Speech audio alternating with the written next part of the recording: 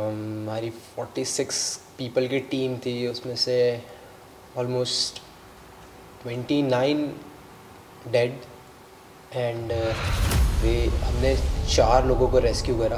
उत्तराखंड के उत्तरकाशी जिले में द्रौपदी का डांडा अवलांच में लापता पर्वतारोहियों में कईयों का अब तक सुराग नहीं है, पता नहीं चल पाया है।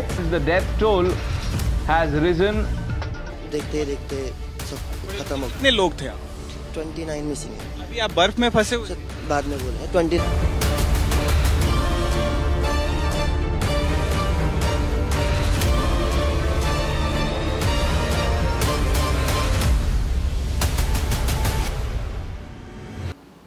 Hello guys, welcome to our first mountain days podcast. मैं स्वागत करता हूं आप सभी लोगों का इस पॉडकास्ट के लिए। इस पॉडकास्ट के माध्यम से हम लोग जानेंगे कि माउंटेनियरिंग एक्सपीरियंस कैसा होता है, ट्रैकिंग में हमें क्या क्या चीज़ें का सामना करना पड़ता है, क्या क्या चैलेंजेस होते हैं। मेरे साथ है अंकुश शर्मा, जिनको काफ़ी माउंटेनियरिंग का एक्सपीरियंस है, जिन्होंने काफ़ी ट्रैक्स कर चुके हैं उत्तराखंड के और हिमाचल के भी, और वो एक्सपीडिशन के भी मेंबर रह चुके हैं। उन्होंने अपना BMC course, AMC course, search and rescue सब कुछ कर चुके हैं, और ये सारा हम जानेंगे उनसे कि एज अ करियर कैसे बना सकते हैं हम माउंटेनियरिंग का, ट्रैकिंग फील्ड इंडिया में कैसा है, ये सब हम जानेंगे उनसे। और वो द्रौपदी के डंडा में जो एवलेंच आया था, जो इंसिडेंट हुआ था, उसके वो आंखों देखी बताएंगे, क्योंकि वो उसी टीम के मेंबर थे और उन्होंने वो सर्वाइव किया था। तो Ankush, we welcome you for this podcast. और मेरे को काफ़ी चीज़ जाननी है, ठीक है। मेरे को पर्सनली जब आपने बताया था कि DKD आपने सर्वाइव किया था, तो उस टाइम पे मैं मुंबई में था। तो हमको जब भी पता लगा था खबर, तो बहुत बड़ा झटका लगा था एक माउंटेनियरिंग कम्युनिटी के लिए।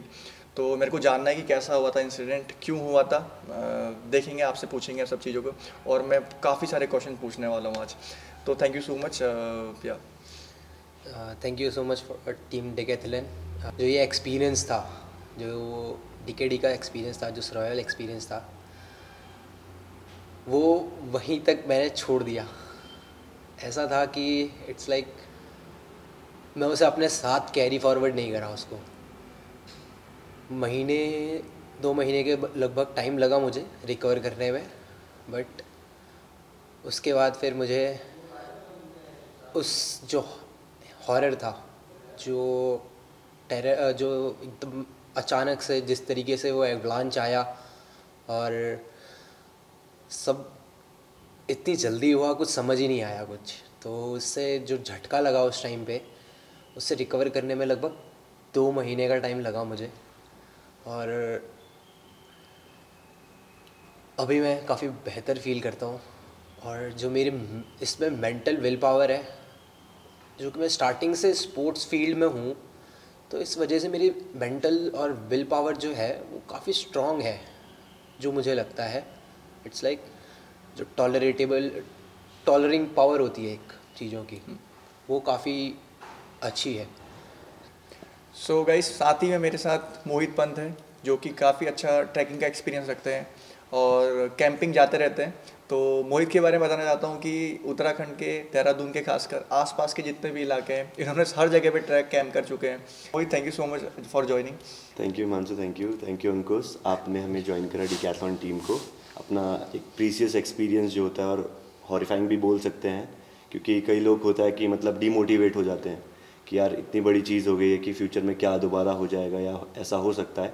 बट यू डिड इट, आप दोबारा उस चीज़ पे दोबारा गए हो, दोबारा बहुत चीज़ें करी, आपने इतने बड़े बड़े कोर्सेज करे हैं। तो मैं मतलब बहुत ज़्यादा मोटिवेट हो रहा हूँ आपसे, क्योंकि कहीं ना कहीं जैसे आपने बताया कि आपका पास्ट कैसा रह चुका है, कि आपने स्पोर्ट में कितना रहे थे, कहीं ना कहीं मैं रिलेट करता हूँ उस चीज़ से। बेसिकली इंडिया में 4 इंस्टीट्यूट है: Nehru institute of mountaineering, and HMI Himalayan institute of mountaineering, and then there is NIMAS, and then there is ABVIMAS. From NIMAS is in Arunachal, HMI is in Darjeeling, NIMAS is in Uttarkashi Uttarakhand, and last is ABVIMAS is in Himachal Pradesh, Manali. Okay, so यहाँ पे basically जो ये fees है, इसके fees structure है somewhere 80,000 to 90,000 रहता है, but ये थ्रू गवर्नमेंट स्पॉन्सर्ड रहता है सबके लिए, फॉर ऑल इंडियंस। सो तो ये सब्सिडाइज प्राइस आता है समवेयर 22,500। रिसेंटली जो कॉस्टिंग आ रही है इसकी, वो 22,500 आ रही है फॉर 28 डेज कोर्स, जिसमें आपका रहना खाना सब कुछ इंक्लूडेड है। फर्स्ट कोर्स है बेसिक माउंटेनिंग कोर्स। जब आप बेसिक माउंटेनिंग कोर्स करेंगे उसमें ए ग्रेड आएगा आपका, देन आप एडवांस माउंटेनिंग कोर्स के लिए एलिजिबल होंगे। फिर आप एडवांस माउंटेनिंग कोर्स में आप एडवांस टेक्निक्स वगैरह सीखते हैं। देन उसमें जब आप, और उसमें हाइट गेन होता है, हाइट गेन जो बीएमसी में होता है वो समवेयर अराउंड 15,500 के, और अकॉर्डिंग टू इंस्टीट्यूट्स भी रहता है, जो उनके जो वो लोग सही समझते हैं वो अकॉर्डिंग टू दैट इंस्टीट्यूट वो उस हाइट गेन के लिए लेके जाते हैं। Same for AMC also there is height gain process, और इसी हाइट गेन प्रोसेस में नेहरू इंस्टीट्यूट ऑफ माउंटेनिंग पहले एक ड्रॉपदी का डांडा 2 उसका समिट के लिए लेके जाता था। सो उसी सेम कोर्स में एक एक्स्ट्रा अपॉर्चुनिटी होती थी एक स्टूडेंट के पास कि स्टार्ट करे वो एक अच्छे जो इंस्टीट्यूट में जो इंस्ट्रक्टर है उनके अंडर में एक समिट कर रहा है, जो 5,670 मीटर की एक अच्छी समिट होती है, वो समिट अटेम्प्ट कर रहा है, हो रहा है नहीं हो रहा है वो that secondary, but the person is attempting it. और वो भी दैट्स ऑल्सो वहाँ पे भी ऑप्शनल होता था वो। ठीक है अंकुश, ये बताने के लिए, क्योंकि बहुत से लोगों को एएमसी पता है, बीएमसी पता है, बट सर्च एंड रेस्क्यू के बारे में पता नहीं होता है। ठीक है, इसके बाद मैं ये जानना चाहता हूँ कि आप अपनी स्टोरी बताएं। जो डीकेडी में आपका जो वो आपका एएमसी कोर्स था सर? हाँ, वो मेरा एएमसी के लिए था। वो कैसे आपने किस ईयर में गए थे वो, और कैसे आपने वो कोर्स के लिए अप्लाई किया था? और मुझे ये पता लगा था कि अंकित जो हमारा टीममेट है वो आने वाला था उस कोर्स के लिए, बट वो आया नहीं, किसी की शादी थी शायद उसको रुक गया था वो। तो लकी कहूँगा उसको मैं, पता नहीं होता कि क्या होता वहाँ पे। तो आप क्विकली वो बता सकते हैं मेरे को कि क्या हुआ था करके? मेरे को पता है उसमें आपको बुरा लगता होगा क्योंकि इमोशनल जुड़े हैं आपके, उससे पूरे इमोशन जुड़े हैं। तो इट विल बी ग्रेट हमारे सब दर्शकों के जानने के लिए कि क्या हो सकता है। जो वो एक्सीडेंट का टाइम था उससे पहले हम एडवांस बेस कैंप आते हैं। पहले हम बेस कैंप आते हैं, फिर एडवांस बेस कैंप जाते हैं। जब हम बेस कैंप में आते हैं तो हम बेसिक में जो हमने करा होता है उसका थोड़ा रिवीजन करते हैं। उसके बाद हम एडवांस बेस कैंप शिफ्ट होते हैं, लोड फेरी करते हैं हम एडवांस बेस कैंप के लिए। लोड फेरी बोले तो वर्क हाई स्लीप लो, हम हमारा लोड लेके जाते हैं, वहाँ पे ड्रॉप करते हैं, थोड़ी देर हम टाइम उस हाई एल्टीट्यूड में बिताते हैं, और फिर हम वापस आके एक लो एल्टीट्यूड पे हम स्लीप करते हैं। So work high sleep low is the term used in mountaineering, जो कि एक्लिमेटाइजेशन का प्रोसेस है। 3 अक्टूबर को हम कैंप 1 के लिए हम प्रोसीड कर दिया। हमने लोड फेरी हो गई थी, कैंप 1 के लिए हम गए। वहाँ पे मेरे जो फ्रेंड था नीतीश दहिया, वो और मैं, और हम वहाँ पे हमें अलॉट हुए एशियप टेंट्स, और वहाँ पे 3-3 लोग रह सकते थे। एक टेंट में 3 लोगों को अलॉट करा था। और मेरा दोस्त जो नीतीश दहिया था वो मेरा फ्रेंड था, चड्डी वड्डी काइंड ऑफ हो गए थे हम। तो इट्स लाइक, तो ऑलमोस्ट 12 o'clock नून में हम कैंप 1 पहुँच गए थे। उसके बाद हम लंच करा, रेस्ट करा। देन उसके बाद हम 3 o'clock एक एडवांस पार्टी गई, हाफ रूट ओपन करा, और फिर हम वापस आए, रेस्ट करा। सो उसमें मैं था, मेरे फ्रेंड्स थे काफ़ी सारे, हमने रूट ओपन करा। काफ़ी मज़ा आया रूट ओपनिंग में, जो हमारी वाट लगी, मज़ा आया। मतलब एक तो होता है ना फिजिकल में कि यार अब तो पीछे से जो चलने वाले होते हैं इतना को पता नहीं चलता है। रूट ओपनिंग ट्रैक का मतलब बेसिकली अभी मैंने भी एक रूट ओपनिंग ट्रैक किया पांगरचूला पीक के लिए। तो उसमें ऐसा होता है कि मतलब बर्फ़ में एक बार घुस रहे हो तुम लोग तो फिर घुसते ही जा रहे हो। छाती तक तो बर्फ़ ऑलरेडी थी हमारे पास, आगे वाला जो चल रहा है वो आधा बर्फ़ में घुस रहा है, तो मैं पूरा बर्फ़ में घुस रहा हूँ। सो रूट ओपनिंग में क्या होता है बेसिकली, आपका जो नोन क्लाइंबर्स होते हैं उस रूट के लिए, जो नोन रहते हैं, जिन्होंने पहले उस पीक्स को करा हो या उस रूट के थ्रू पहले गए हों, तो वो लोग रूट ओपनिंग के लिए जाते हैं। फर्स्ट असेंड होता है उनका, देन जो पीछे की टीम होती है वो आती है। जो फर्स्ट टीम होती है उसका बहुत ही क्रूशल रोल होता है रूट सेटिंग में। देन हमने फर्स्ट डे 3 अक्टूबर को डे टाइम में जाके 3 o'clock हम गए, समवेयर 5 o'clock अराउंड वापस आ गए हम। हमने रैम्बो रॉक एक पॉइंट आता है, सो वहाँ तक हमने रूट ओपनिंग करी। 16,800 फीट का एल्टीट्यूड है समवेयर रैम्बो रॉक का, और हम थे 15,800, तो ऑलमोस्ट 1,000 मीटर का गेन, 1,000 फीट का गेन हुआ। और उस 1,000 फीट में समवेयर 2 किलोमीटर का वो पैच था। तो हम टर्न बाय टर्न हमारा था कि हम रूट ओपन करके वापस आएंगे। फिर हमने रूट ओपन करा फर्स्ट डे, और जो बाकी सामान जो हमारा फर्दर हमें उस रैम्बो रॉक से समिट तक के लिए जितना हमारा इक्विपमेंट्स हमें चाहिए होता है, उसे हम एक जगह पे हम उसे डंप करके वहाँ पे जगह बना के कि हमें सुबह मिल भी जाए और वो सेफ़ भी रहे। तो अगेन हम नेक्स्ट डे मूव करा हमने, मैं, मेरा फ्रेंड कंचन और हमारे इंस्ट्रक्टर्स मूव करना स्टार्ट करा हमने आगे। टीम पूरी मूव कर रही थी और अब जो हमारी टीम फर्स्ट डे 16 की बनी थी, उसमें से हम सिर्फ 9 बचे थे। सो 9 की भी टीम काफ़ी थी, प्लस 3 इंस्ट्रक्टर्स थे हमारे साथ रूट ओपनिंग।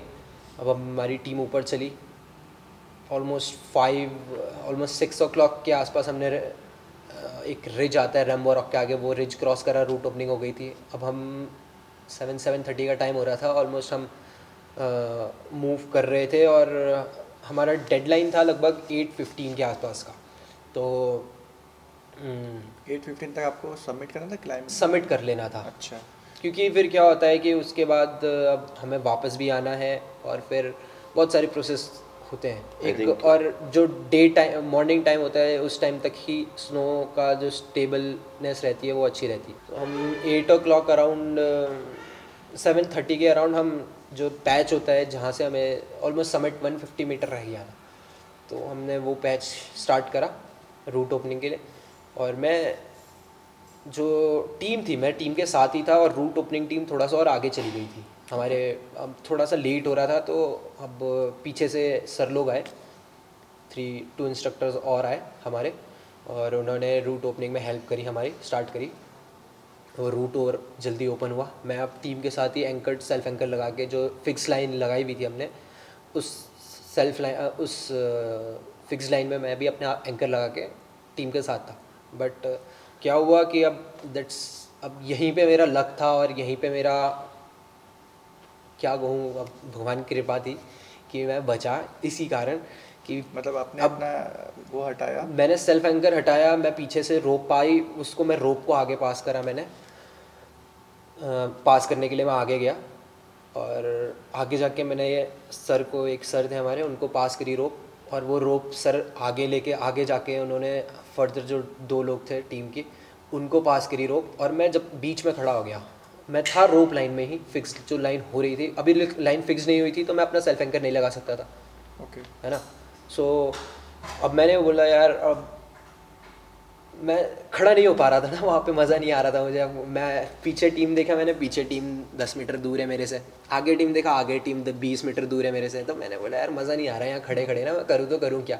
फिक्स लाइन होने का, जब तक फिक्स लाइन होती है, जो टीम ने रूट लिया था, जो रूट ओपनिंग टीम थी, मैं उस रूट को मैंने लिया। मैं बस व्यूअर्स के लिए इजी करना चाहता हूँ कि जैसे एक रोप जो आती है जिसमें पूरा हमारा अगर कोई गिरता है तो बचने के लिए लगाता है। हाँ। तो आपने उसको हटा लिया अपने से? हाँ, वो हटा दिया था। हाँ, मैंने। और आप आगे जाने लगे? हाँ, मैं आगे जाने लगा। जो फर्स्ट टीम होती है वो रूट फिक्स कर रही होती थी। वो जो रोप उनका जो रोप अप सीन होता है, जो उनका एंकरिंग का सीन होता है, वो अलग होता है, वो रोप अप होते हैं, उसे रोप अप कहते हैं इन माउंटेनिंग टर्म। एक रोप होती है जिसको आप भी कनेक्ट करेंगे, आप भी कनेक्ट होंगे, मैं भी कनेक्ट होऊंगा। अगर मेरा फॉल होता है तो आप अरेस्ट कर लेंगे। ओके, मैं समझ गया।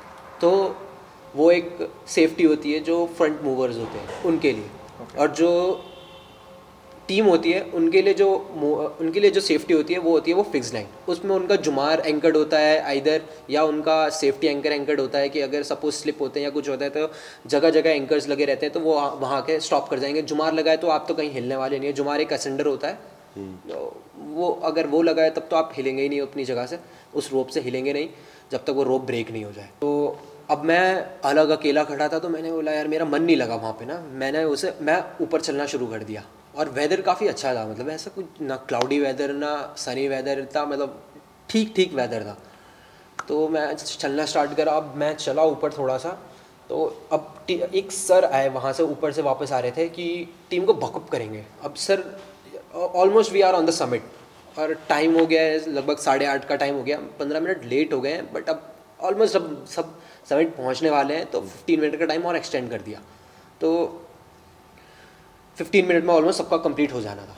ठीक है, तो मैं वहाँ खड़ा, सर नीचे आ रहे हैं और अब चलिए एक विंड, मैं देख रहा हूँ ऊपर की साइड, समिट ऑलमोस्ट मेरे से जस्ट 10 मीटर ऊपर है, 15 to 20 मीटर का डिस्टेंस है मेरे और समिट के बीच में। सच में गूज़बम्प्स आ रहे हैं। और ठीक है, मैं समझ सकता हूँ, मतलब मैं इमेजिन कर रहा हूँ क्या हुआ होगा करके, आप बता सकते हैं? तो 15 से 20 मीटर का समिट और मेरे में डिफरेंस था जस्ट। तो अब विंड ब्लो हुई, सर आ रहे थे, मैं सर को देख रहा था, सर आ रहे हैं ऊपर से, तो अब सर आ रहे थे तो हो सकता है सर के पैरों से, अब स्नो बॉल्स बनती है, अब हम चलते हैं स्नो बाउंड एरिया में तो वहाँ पे क्या होता है स्नो बॉल्स बनने लगती है पैरों से, तो वो सर के पैरों से स्नो बॉल्स आ रही थी थोड़ी नीचे मेरे पास, तो मैं, और फिर विंड ब्लो हुई, काफ़ी तेज़ विंड ब्लो हुई, जिसे कहते हैं ना एक धक्का मार देने वाली विंड जो होती है ना, आती है एवलांच से पहले आती है वो विंड, तो वो विंड ब्लो हुई। अब मुझे आइडिया नहीं कि एवलांच के टाइम में क्या होता है क्या नहीं होता है, अब मेरा फर्स्ट एक्सपीरियंस है इस एल्टीट्यूड पे, फर्स्ट टाइम आया हूँ 5600 मीटर पे, तो वहाँ पे जो लेवल ऑफ ऑक्सीजन होता है वो भी कम होता है, जो फिज़िकल टफनेस होती है वो भी बहुत एक्सट्रीम चाहिए होती है। अब मैं वहाँ पे डाउन हो गया। अब वहाँ पे एक माउंटेनिंग में होता है कि अगर विंड आ रही है तो हम अपने आप को अरेस्ट करके, आइसेक्स लगा के अरेस्ट करके हम क्राउच करके बैठ जाते हैं। तो अब क्या होता है वहाँ पे मैं इस तरीके से बैठ गया, और जब विंड कम हुई और मैंने पीछे मुड़ के देखा तो अनबिलीवेबल सीन था। पीछे मेरे कोई भी नहीं था। वो जो 42 की टीम थी, मेरे पीछे जो टीम थी, मेरे से आगे ऑलमोस्ट 5 पीपल थे, प्लस मैं 46 की टीम थी, मेरे पीछे 40 की टीम थी, 40 में से एक भी नहीं दिखा मुझे। और ये बात है सिर्फ और सिर्फ 10 से 15 सेकंड की। वो जो हैवी विंड एकदम से ना आवाज़ आई कोई, ना कुछ पता चला कि ऐसा होता है कि आवाज़ आई कुछ कि यार बचाओ, एवलांच समथिंग, कुछ तो आई, कुछ तो हिंट, कोई हिंट नहीं। मैंने पीछे मुड़ के देखा, सब गायब। फर्स्ट थिंग जो मेरे दिमाग में आया वो ये था कि लगता है डिसेंड कर दिया, टाइम हो गया था ना, 8:30 का टाइम था, मुझे लगा यार लगता है डिसेंड कर दिया लोगों को ना। और साथ ही साथ 2 लोग मेरे बगल से वो फिक्स लाइन में अटैच थे। अब मैं फिक्स लाइन से भी दूर था, वो फिक्स लाइन में अटैच थे। वो फिक्स लाइन से जब अब फिक्स लाइन भी रिमूव हो गया, अब एवलांच, स्लैब एवलांच आया, जिस जगह पे वो एंकर लगे हुए हैं वो एंकर ही जब उखड़ चुका है, वो रोप लाइन ही उखड़ चुकी है, तो कुछ बचेगा नहीं। जो सेफ्टी थी हमारी वो ही निकल गई है। सो मेरे से जो ऊपर 2 क्लाइंबर्स थे वो भी नीचे आए, वो क्योंकि फिक्स एंकर में अटैच थे, उन्होंने फिक्स लाइन करी, एंकर में अटैच हो गया वो लोग। वो लोग भी गए नीचे। मैंने जब पीछे मुड़ के देखा कोई नहीं था, प्लस 2 लोग मुझे रोल करते हुए दिखे।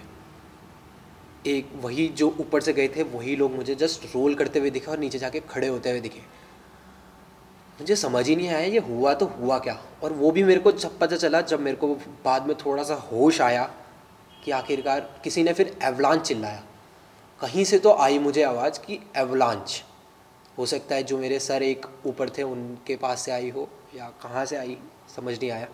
फिर जो मेरे साथ एक सर थे, इंस्ट्रक्टर सर थे, हमारे जस्ट नीचे से ही वो स्लैब एवलांच कटा था। मतलब ऑलमोस्ट 1 to 2 मीटर का डिस्टेंस होगा जहाँ से हम खड़े थे, और हमारे नीचे से स्लैब एवलांच कहते हैं उसे, स्लैब एवलांच आया और sir just on the verge of. अब वो जब स्लैब एवलांच आया वो कट गया, तो वहाँ पे उसे एक पार्ट को कहते हैं कॉर्निस, जब लटकता हुआ पार्ट होता है उसे कहते हैं हम कॉर्निस। So sir on the verge of कॉर्निस पे खड़े थे और मैं सर के ऊपर था थोड़ा, और आई वाज स्टार्टेड, मैं पैनिक हो गया था वहाँ पे पूरा। अब मेरे को समझ नहीं आ रहा था हुआ तो हुआ क्या। अब एवलांच आया तो एवलांच सुना मैंने, अब एवलांच में ये बच्चे गए तो गए कहाँ, कोई एक्सपीरियंस था नहीं उस टाइम, कोई एक्सपीरियंस था नहीं, सब कुछ नया था। और ऐसी जगह में जब पूरा बॉडी ही एग्जॉस्ट हो चुकी है और कुछ समझ नहीं आ रहा क्या हो रहा है, और पीछे देखा तो टीम ही नहीं है, तो टीम फिर ही तो नहीं और ही है। ज़्यादा ब्लैंक हो गए होंगे। पूरा ब्लैंक हो गया था मैं। उसके बाद जो मेरे साथ सर थे वो रेस्क्यू में काफ़ी रहे हैं। तिरंगा माउंटेन रेस्क्यू करके एक एसोसिएशन है जो कि इंडियन आर्मी के साथ वर्क करती है सियाचिन ग्लेशियर में और कश्मीर में। तो वहाँ वो सर उसमें वर्क करते थे, साथ में हमारे वो काफ़ी एक्सपीरियंस इंस्ट्रक्टर थे। उन्होंने मेरे को बोला कि पैनिक मत कर, जस्ट स्टेबल रहे, अगर तू हिलेगा तो हो सकता है ये पार्ट भी गिर जाए टूट के। ओके, हम उस पार्ट पे खड़े थे जहाँ पे वो पार्ट भी टूट के गिर सकता था। समझ गया। तो स्लैब एवलांच जो आप बोल रहे हैं, स्लैब कटा आपके 2 मीटर 3 मीटर नीचे से कट गया स्लैब वो 2 मीटर और से। उसके बाद रिस्क ये भी है कि ऊपर उसका भी कट सकता है, तो हम शेक नहीं करेंगे, उसमें कोई वाइब्रेशन नहीं देने वाले। नहीं। अच्छा, ओके। सो सर ने बोला पैनिक मत कर, जस्ट अपने आप खड़े हो जा और मुझे अपना सेल्फ एंकर दे। सर ने मेरा सेल्फ एंकर लिया, मुझे बोला अरेस्ट कर अपने आप को। अब हमें टेक्निक आती है, हमने अरेस्ट करा अपने आप को, मैंने अपने आप को अरेस्ट करा वहाँ पे, अपने बूट्स फ्रंट पॉइंट लगाए, मैंने अरेस्ट करा अपने आप को। सर ने मेरा एंकर यूज़ करा और सर ऊपर आए। फर्स्ट एक और सर थे, वो रनआउट जोन में थे, वो भी एंकर्ड नहीं थे, जो फिक्स लाइन थी वो भी उसमें एंकर्ड नहीं थे, जिस वजह से उन्होंने अपने आप को अपने एक्सपीरियंस के थ्रू उन्होंने अपने आप को अरेस्ट कर लिया और ज़्यादा नीचे नहीं गए वो एवलांच में।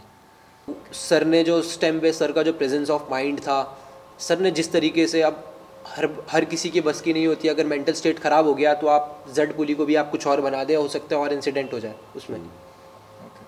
सो वहाँ पे जो प्रेजेंस ऑफ माइंड होता है वो सर ने यूज़ करा। हमारे पास जुमार की कमी थी, अब जेड पुली में डबल जुमार लगता है, तो हमारे पास अभी डबल जुमार भी नहीं था, ना पुली थी हमारे पास। तो हर किसी का सिचुएशन देख के जुमार की जगह ऑटोलॉक सिस्टम यूज़ करा सर ने। दूसरी तरफ आई6, अब आई6 लगाई ताकि रोप अंदर जो घुस रही थी, अब हम पुल कर रहे हैं तो वो रोप बिल्कुल अटैच होके आ रही थी आइस के साथ, तो वो कटने के चांसेस होते हैं उसमें। अब वो भी एक प्रेजेंस ऑफ माइंड है वहाँ पे कि अब हमें रोप भी कटने नहीं देना है, तो अब वहाँ पे आई6 लगाई हमने, उसको सेफ्टी दी और फिर पुलिंग करी हमने। नीचे हमारे एनए भी गए नीचे, उन्होंने वहाँ CPR दिया, माउथ टू माउथ एयर दिया। कितने लोग मिले आपको उस क्रेवास के अंदर? उस क्रेवास से हमने 8 रेस्क्यूज़ करे, जिसमें 4 तो डेड और 4 जिनके सर बाहर थे वो अलाइव थे, उनको रेस्क्यू करके ऊपर निकाला। ओके। 42-46 की टीम बोला आपने? 46 की टीम थी। उसमें से कितने लोग ऊपर बचे थे? आप, सर, हम जो ऊपर बचे थे 1 2 3 4 5 6 7 8 प्लस 2 पोर्टर्स। पोर्टर फिर नीचे चले गए थे, पोर्टर नीचे चले गए थे कि वहाँ पे एवलांच में दब गए, रेस्क्यू बुलाने के लिए। ठीक है। अब आप लोगों ने 6 लोग 7 लोगों की टीम ने ये रेस्क्यू स्टार्ट किया है। हमने सिर्फ ओनली 7 पीपल की टीम्स ने 8 पीपल की टीम ने हमने रेस्क्यू स्टार्ट करा, जिसमें से हम 3 ऊपर हैं और 5 to 6 पीपल जो हैं वो सारे क्रेवास के अंदर हैं, जो कि नीचे जाके, और नीचे से सिर्फ चीखने और चिल्लाने की आवाज़ आ रही है, सर हमें बचा लो, सर हमें बचा लो, सर हमें बचा लो। ओके। 8:30 बजे की ये घटना लगभग हुई थी स्टार्ट मॉर्निंग। कितनी देर तक ये चला आपका रेस्क्यू? हमने रेस्क्यू 11:30 तक करा। और टीम कब आई आपके पास नीचे से? नीचे से टीम तभी भी नहीं पहुंच पाई थी। जो डिस्टेंस था आपका, फर्स्ट बेस कैम्प में टीम थी हमारी, जो बेसिक कोर्स चल रहा था उसकी, जो उनके जो इंस्ट्रक्टर्स थे वो सब बेस कैम्प में थे। वो लोग अपने एक्टिविटीज़ के लिए मूव कर रहे थे, जब उनको पास इन्फॉर्मेशन आई वॉकी टॉकी में कि यहाँ पे एक्सीडेंट हो गया है ऐसा, फिर वो लोग रेडी हुए, वहाँ से वो लोगों ने आना शुरू करा। फर्स्ट ऑफ ऑल जो हमारा बेस कैंप से एडवांस बेस कैंप का डिस्टेंस है वो समवेयर 2.5 किलोमीटर का है, उसमें भी मिनिमम टू मिनिमम 2.5 आवर लगते हैं वहाँ पहुँचने में। फिर देन वहाँ से जो हमारा एक्सीडेंट पॉइंट था, वहाँ ऑलमोस्ट हम समिट के 200 मीटर नीचे थे हम, तो वहाँ से वहाँ तक का डिस्टेंस भी ऑलमोस्ट 1.5 आवर्स का ड्यूरेशन था। सो ऑलमोस्ट 5 to 6 आवर्स का जो ड्यूरेशन था उसको फिर भी इंस्ट्रक्टर्स ने हमें रास्ते में मिले, बट जब हमने हमारा जो रेस्क्यू था हमने 11:30 तक करा, सब एग्जॉस्ट हो गए थे, सब रो रहे थे, ऑलमोस्ट डिवास्टेड थे। मतलब अब मेंटल कंडीशन इस तरीके की हो रखी थी सबकी, वो लोग ऐसा बोल रहे थे कि हमें क्यों बचा लिया। ओके। मतलब इतना थक गए हैं वो, चाह रहे थे कि इतना थक नहीं गए हैं। जो ये एक्सीडेंट हुआ, फर्स्ट ऑफ ऑल इतना सेफ पीक है ये, और उस सेफ पीक में जो न्यू ट्रेनीज़ हैं, फर्स्ट ऑफ ऑल जो उनके बच्चे हैं, जो इनसे वो ऑलमोस्ट हमारा 28 डेज़ का कोर्स था और हम ऑलमोस्ट 22nd डे में थे, 22nd डे था। सो 6 days मोर लेफ्ट थे हमारे कोर्स कंप्लीट होने में। 22 डेज़ में काफ़ी अटैचमेंट हो जाता है, सब हर किसी का अटैचमेंट हो जाता है बच्चों के साथ। अब इंटरेक्शन करते करते सर सर सर बच्चे कर रहे हैं, काफ़ी अच्छा अटैचमेंट हो जाता है हमारा सर लोगों के साथ, सर लोगों का हमारे साथ। तो उस सिचुएशन में सर लोग तो ऐसे हो गए थे, बिल्कुल टूट गए थे जिसे कहते हैं। फिर भी हिम्मत नहीं हारी, जितना रेस्क्यू कर सकते थे हमने करा, सर लोगों ने करा रेस्क्यू, पूरा रेस्क्यू करा उन्होंने। फिर टीम 11:30 पे वाइट आउट स्टार्ट हो गया। वाइट आउट एक सिचुएशन होती है माउंटेन्स में कि जब क्लाउड्स पूरे कॉम्पैक्ट हो जाते हैं और अब हमें विजिबिलिटी, मैं यहाँ बैठा हूँ, आप यहाँ बैठे हैं, मैं और आपको नहीं देख सकता हूँ। वाइट आउट इतना डेंस हो जाता है, इतना सिचुएशन वर्स्ट हो जाता है कि आपको ना टेरेन दिख रहा होता है ना कुछ, और ना हमारे पास फिक्स रोप बची थी ना कुछ। तो अब हमने सब हर किसी को जो क्रेवास में थे जितना रेस्क्यू हो सकता था रेस्क्यू करके हमने सबको बाहर बुला लिया। अब वहाँ से उम्मीद भी ख़त्म हो गई थी कि कोई बचेगा। मैक्सिमम 10 to 15 मिनट का टाइम फ्रेम होता है कि आप इसमें 15 मिनट से कोई मैक्सिमम आधा घंटा बच जाएगा। आपने इसमें किसी को बचा लिया, रेस्क्यू कर लिया तो कर लिया, अदरवाइज़ जो भी एवलांच में होता है वो ऑलमोस्ट डेड होता है। ओके, तो हमारे पास वहाँ पे रिको डिवाइस नहीं होता? हमारे पास था नहीं वो उस टाइम पे। ओके। और रैको अगर हमारे पास होता भी तो उसे डिग करने में, उस बंदे तक पहुंचने में बहुत टाइम लग जाता। ह्यूमन पावर ज़रूरत थी और मैन पावर की बहुत ज़्यादा ज़रूरत थी। रेस्क्यू सिनेरियोज में क्या होता है कि एक के रेस्क्यू में 5 लोग जाते हैं रेस्क्यू करने, 1:5 का रेस्क्यू होता है, 1 विक्टिम 5 रेस्क्यूअर्स। यहाँ पे सिचुएशन ऑपोजिट थी, यहाँ पे सिचुएशन थी 9 रेस्क्यूअर्स 42 विक्टिम्स। यहाँ पे सिचुएशन जस्ट ऑपोजिट थी। हमारे पास हेली को इन्फॉर्म कर दिया था, हेली आते आते भी लगभग 12:30 का टाइम हो गया था जब हेली आया। हेली जहाँ भी था, हेली वहाँ से आया 4 घंटे लेट लगभग 2:30-11:30 के करीबन, 12:30 जब हम वापस आ रहे थे, ऑन द वे थे, तो हमें हेली दिखा। सो वो सिचुएशन थी। और 11:30 जब वाइट आउट स्टार्ट हो गया तो सब लोग वापस आ गए ऊपर, रिट्रीव कर दिया। अब क्योंकि हमें जितनी जान बची थी वो बचानी थी, डिसेंड करना था उन लोगों को, है ना। अगर 29 जो विक्टिम्स डेड हुए हैं उसमें 2 अगर हमारी गलती से 2 और भी ऐड हो जाते, सर ने जो सिचुएशन को एनालाइज करा, 2 और डेड हो जाते तो वो बहुत और वर्स्ट सिचुएशन हो जाती। तो जितने बचे उनको बचाना बहुत इम्पोर्टेंट था। इसमें फ्लैग्स होते हैं, रेड, येलो, ग्रीन, ब्लैक। इस तरीके से हम विक्टिम्स को डिटेक्ट करते हैं कि अगर जिस लेवल पे है उसको उस तरीके से रेस्क्यू करा जाएगा। किसी का लिम्ब टूटा है और किसी को CPR की ज़रूरत है तो लिम्ब वाला फिर भी सर्वाइव कर जाएगा। जिसको सांस नहीं आ रही है वो कैसे सर्वाइव करेगा, वो तो सीधा डेड हो जाएगा। तो पहले हम जिसको सांस नहीं आ रही है उसको बचाएंगे, देन हम लिम्ब वाले को बचाएंगे। तो इस तरीके से कैटेगरीज भी होती है। सो अब हम बच गए थे जितने, तो हमें सेफली हमें वापस हमारे बेस कैंप लेके आना था। सो हमने ऑलमोस्ट 11:45 पे हमने डिसेंड डाउन स्टार्ट करा। पूरी टीम ने एक साथ इकट्ठे डिसेंड डाउन स्टार्ट करा, वेरी केयरफुल। और तभी भी ऐसा लग रहा था अब एवलांच आ सकता है, तब एवलांच आ सकता है। सिचुएशन बहुत टेंस और बहुत वर्स्ट थी उस टाइम पे। मेंटल कंडीशन, मैं पता नहीं कितने साल पहले रोया होऊंगा और जो उस दिन रोया हूँ मैं, और जो सब रोए हैं, अनबिलीवेबल था। समझ सकते हैं, आपने बताया, मैं पूरे उसमें जो स्टोरी बता रखी है आपने इंसिडेंट की, गूज बम्स आ गए थे। और आई एम श्योर मोहित को भी लग रहा होगा कि क्या हुआ होगा सिचुएशन वहाँ पे। हमने वो देखा नहीं, बट जिस हिसाब से आप बता रहे हैं सच में हम समझ सकते हैं कितना प्रॉब्लम से आप लोगों को गुजरना पड़ा। अंकुश, थैंक यू बताने के लिए, क्योंकि बहुत से लोगों को पता नहीं था क्या हुआ करके वहाँ पे। और कभी कभी ऐसा होता है जो तुम्हारा सेफ्टी का पूरा जगह है, जैसे आपने बताया पूरी रोप होती है, वही तुम्हारे मौत का कारण बन जाता है। तो माउंटेन में कुछ नहीं पता है, पूरा कुछ कह नहीं सकते तुम क्या सेफ़ है क्या है, तभी प्रिपेयर होकर हमें जाना पड़ता है। ऐसा नहीं कि पैसा है ट्रैकिंग के लिए चले गए, कुछ हुआ तो दिक्कत हो जाएगी, बहुत दिक्कत हो जाएगी। अगर ये लोग ऐसे समझते हैं कि यार हमने पैसे दे दिए हैं, फिजिकली प्रिपेयर नहीं है, मेंटली प्रिपेयर नहीं है किसी समिट पुश के लिए, किसी ट्रैक के लिए, और वहाँ जाके कोई सिचुएशन वर्स्ट हो जाती है तो फिर उसको संभालना बहुत मुश्किल हो जाता है। सो आप ये लोग काफ़ी सारी मेंटेलिटी ये रहती है कि हमने पैसे दिए तो ये क्यों नहीं। वहाँ पे आपने अगर करोड़ों भी दिए होंगे ना, और अगर आपकी जान की बात होगी, अगर आपकी जान नहीं बची तो वो करोड़ों किसी काम के नहीं है। सो अंकुश, जैसे ट्रैकिंग में होता है कि कभी ना कभी कहीं कोई जानवर दिख ही जाता है, मेरे ट्रैक पे भी हुआ था, तो आपके ट्रैक में तो बिल्कुल हुआ होगा, इतने बड़े ट्रैक में गए थे आप, तो आपका अगर सिचुएशन कोई ऐसा हुआ है तो प्लीज़ अगर शेयर कर सकते हो आप हमसे। हाँ, जो एनिमल एनकाउंटर केस जो केसेस हैं वो हुए हैं मेरे साथ, ज़्यादा नहीं हुए हैं, 2-3 केसेस हुए हैं। लाइक जो माउंटेन डियर्स हैं वो वेरी कॉमन है, हमने बहुत बार देखा है।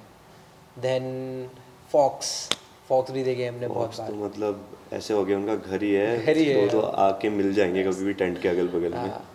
सो फॉक्स भी मैंने बहुत बार देखे हैं। अभी तक मेरा एक है बियर से एनकाउंटर नहीं हुआ है, आई एम लकी।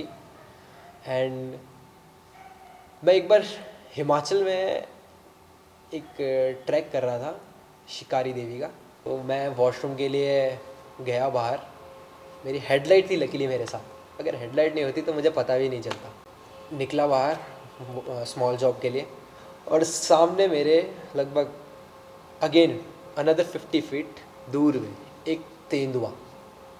अच्छा। एक तेंदुआ गॉड। घूम रहा था। मे बी वो भी स्मॉल जॉब करने ही आया था। मे भी हो सकता है, वो टहल रहा हो, उसका एरिया है यार, हम विजिटर्स हैं ना उसके एरिया में। एग्जैक्टली, आफ्टर डिनर का वॉक होगा। हम उसका हो सकता है। आपको दिखा कैसे? आपके पास हेडलैम्प था? मेरे पास हेडलैम्प था, उसकी आइज चमकी दूर से। अच्छा, वो दूर से उसकी आइज चमकी। तो ये चीज़ है अंकुश। इसी के साथ I think we have covered all the topics, और बहुत अच्छा एक्सपीरियंस आपने शेयर किया था। और ये कह सकते हैं कि इससे जो आपके साथ DKD में हो रखा है, निम्स को बहुत ज़्यादा प्रिपेयर होने के लिए एक उनके लिए लेसन हो गया है।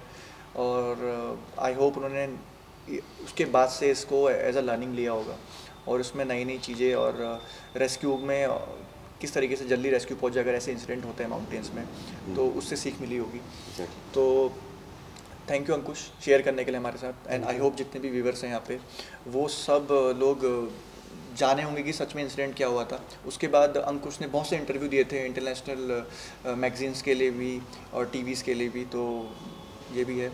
तो अंकुश बहुत बढ़िया था, हमारे लिए ये पहला पॉडकास्ट था, और सच में बहुत बड़ा एक्सपीरियंस आपने शेयर किया हमारे साथ। Thank you so much. इसी के साथ हम अपना पहला पॉडकास्ट समाप्त करते हैं।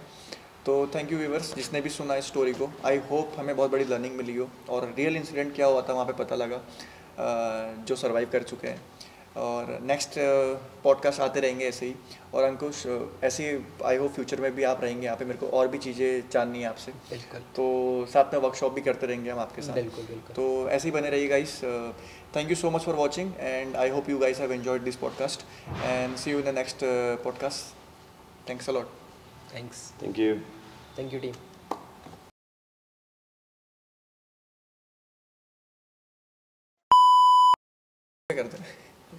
Hello guys, welcome to explain this, sorry. आप जल्दी कैमरा ये भी आ गया। बहुत बढ़िया।